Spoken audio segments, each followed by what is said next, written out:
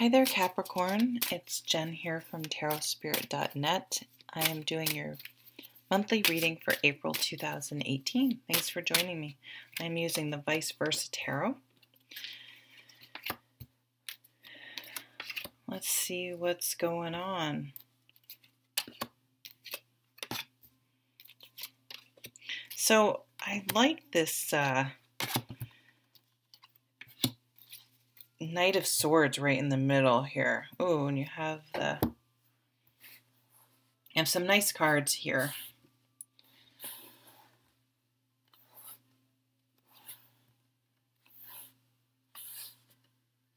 So I'm drawing right off to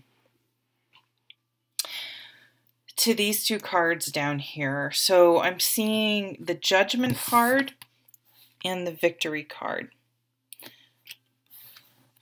So this tarot, the Vicevesra tarot, has two sides, two pictures for each card, which is really cool. So this side, this is the Victory card, the Six of Wands, and it's a homecoming, it's accolades. I guess the impression is that he's been victorious in a war, and it's lovely, and you see this very nice scene.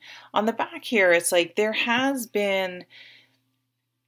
And so obviously, I think very few people are going to come back from a war, but this is, metaphorically speaking, it's like victory isn't just all sunshine and rainbows. And it doesn't mean I'm not saying something horrible is going to happen for you to get here. I'm just going to say it takes a lot of work is basically. It can be a struggle. There can be a lot of failures along the way to get to this point. So I always say when this card comes out is to count your wins, no matter how small.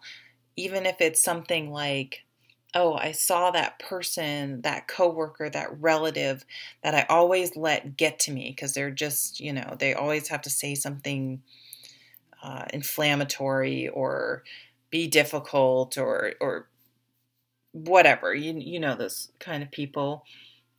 And this time, like, I didn't bite, I didn't let it bother me, I let it roll off my back, and I handled it well. Like, count those types of things. So the more you look for the wins, the more you're going to find them, because that's what you're focusing on, right?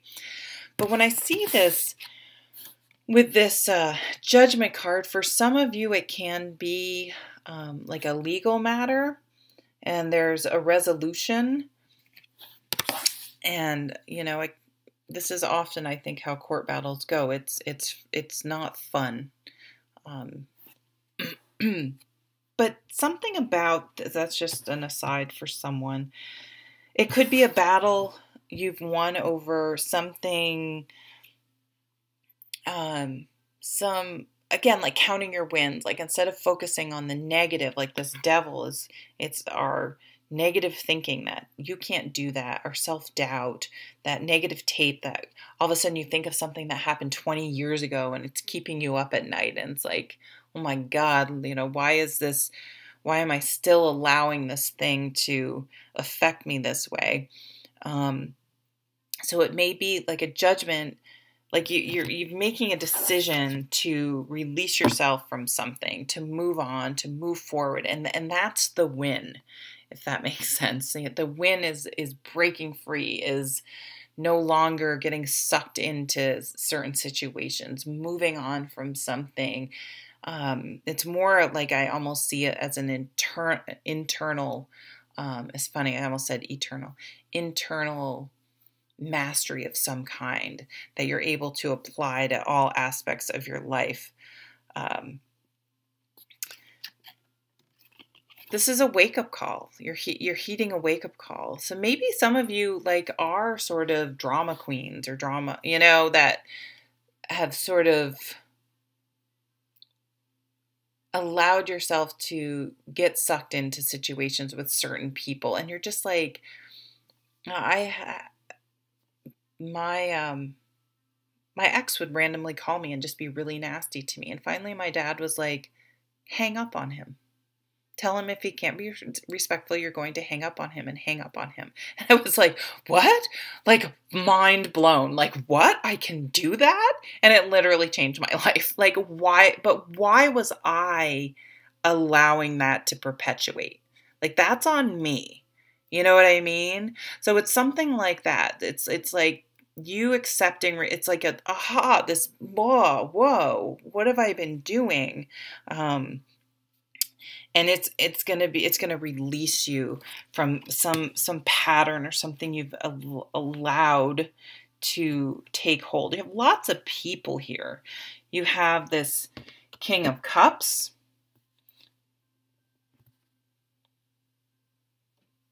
You have the King of Swords. So water and ice. It's air, but I think of it as winter and ice and cold. Look at this beautiful crystal. And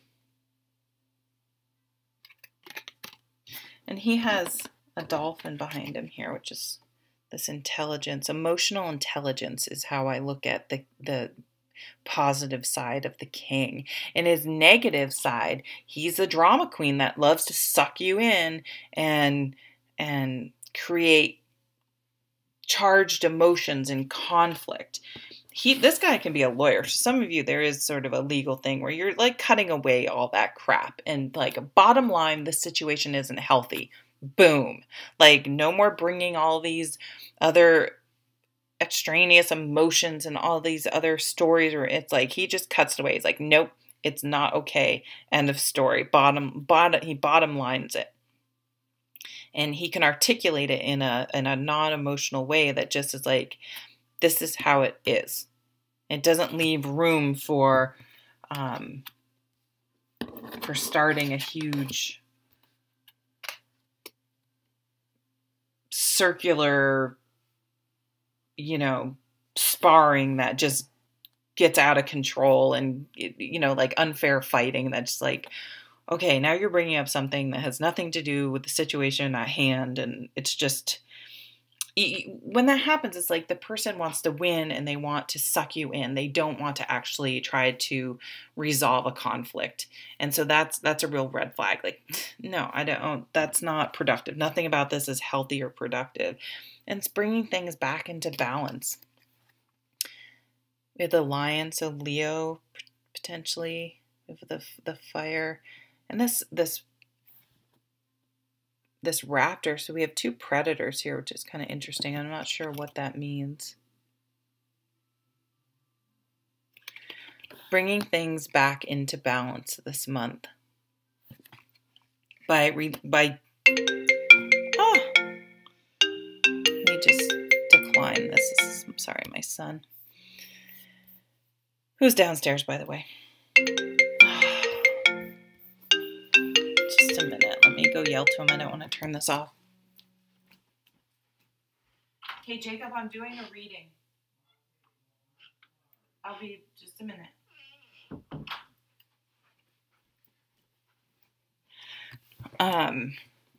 Sorry about that. So we also have this four. Yeah, so there was something controlling you. This Four of Pentacles is about boundaries. And if you think about it, the traditional is this like miserly energy where this person's so obsessed with keeping their things, protecting their things that they, forget about their relationships and and that there's more to just tangible goods and things like that. So it's about, are your boundaries too strong? Are they too weak? How do you deal with that? And I feel like you're going to put up boundaries. You're like, just like I was like, that behavior is not, I'm not tolerating that behavior. And that's just the way it is. I'm releasing myself. And it's coming from a change in thinking. Like this Knight of Swords Knights are lots of energy in the suit that they're in. They represent change. So changing in how you're thinking, in your perspective, and you're like, wait a minute. I don't have to tolerate this. I don't have to keep doing things this way. I don't have to keep going along the way I've been doing things. And that really it'll be a big wake-up call for you guys. And you also have this King of Wands. So you have three kings. You have the king of water, air, and fire on the table, which is really interesting. Once he makes a decision, he sticks with it. He stays motivated. He stays enthused. He stays on task. He doesn't burn out like younger fire signs who are more like get excited about something and then the next day it's like they're off to something new that caught their attention. He's able to maintain it and stay inspired and stay motivated long after a lot of less mature people would maybe just get sidetracked onto something else. And he's facing us, so he's really like challenging you to sort of put your money where your mouth is, like to really not just say, but do what you say you're going to do. And I saw 1111 right as I was saying that. So I think that's profound. At the bottom, we have this happily ever after card. And I think it's interesting because lots of times in decks, there's like the couple with the kids and the castle in the background. But this is like almost like they're on a deserted island and they're like, oh my God, you're safe, you're safe. And it's like all that really matters is relationships and relationships with yourself, with other people, and the things don't matter. So like this guy, like things don't matter. If that's what your priority is and your focus is, it's just your priorities need to be examined. So count your wins, really look for a really positive aha moment for you this month. And thank you so much for watching. Take care, Capricorn. Bye.